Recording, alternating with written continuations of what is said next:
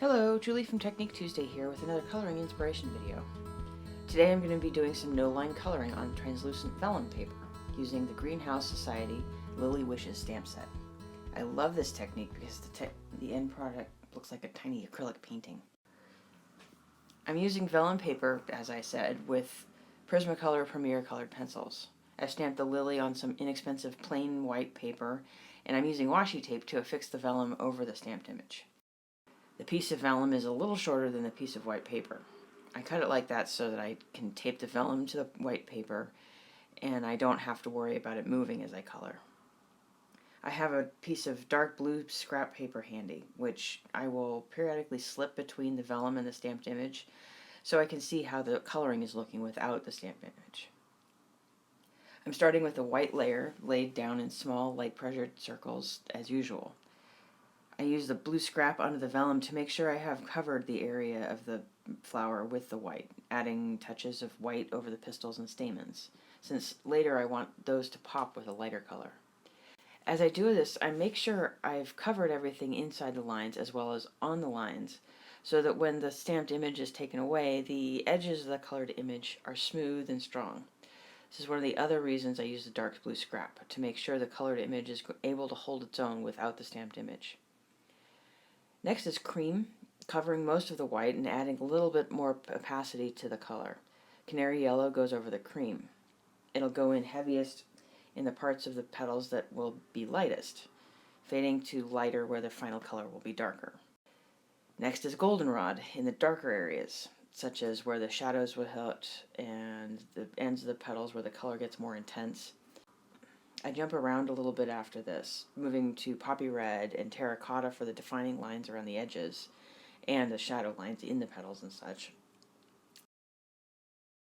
Then I'm back to goldenrod and yellow to orange and canary yellow and white and back and forth in tiny light pressured circles.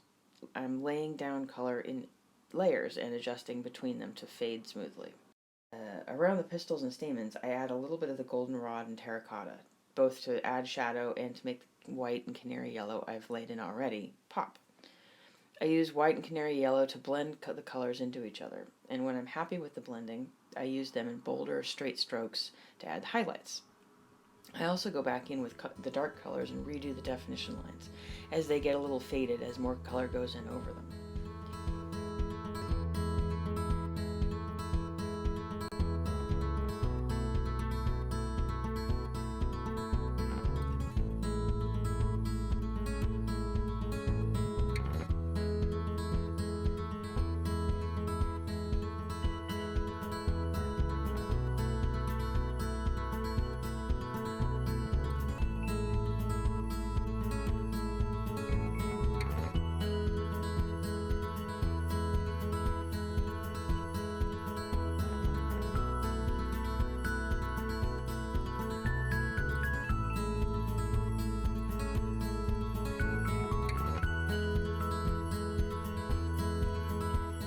Once I've colored both flowers to my satisfaction, I move on to the leaves and stems.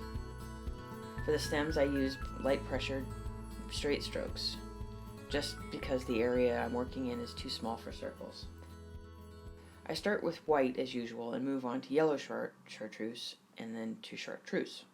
I'll skip over to olive green now to add the definition and shadow lines, as well as to start the darker shading. Then it's back and forth between those and apple green and spring green to get the gradient just the way I like it. The last layers are a bit of white for highlights and the olive green again to darken the defining lines and shadows.